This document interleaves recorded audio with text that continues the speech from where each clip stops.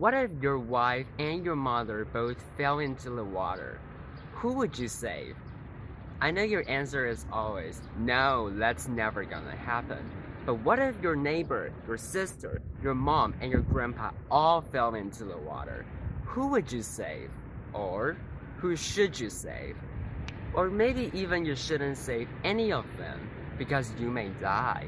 50 years ago, biologist Hamilton and other scientists tried to solve this problem using a few assumptions and a simple concept called kin selection, or Hamilton's rule. They believe that we are all selfish, and our subconscious minds always maximize our success. That is what makes us survive through the evolution and live until today.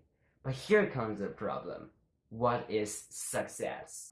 People say a writer is successful when his book has been passed down for several decades. And what do we pass down to influence the future generation? The answer lies within yourself. It's your genes. From a biologist's viewpoint, you are successful if you can pass down more copies of your gene. This is the concept of inclusive fitness. Your kid is half of you and half of your wife. You are half of your mother and half of your father. Your grandson will be a quarter of you, and you are a quarter of your grandpa. You have half of your brother and sister because you all inherit genes from your parents. In Hamilton's theory, these numbers are called coefficient of relatedness, how close you are with one another and how many percent of genes he has that you also have.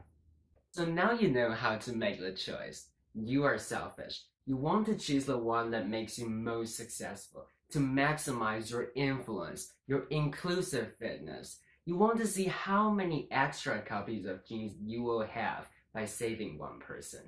Back to the question, if you think your mom will have another child, then you will have 0.5 copy more of her gene.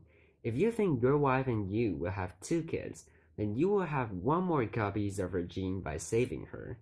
In this case, your subconscious will want to save your wife. Interesting, isn't it? So next time, when somebody asks you the same question again, how should you answer? I would choose my wife because I'll have higher inclusive fitness.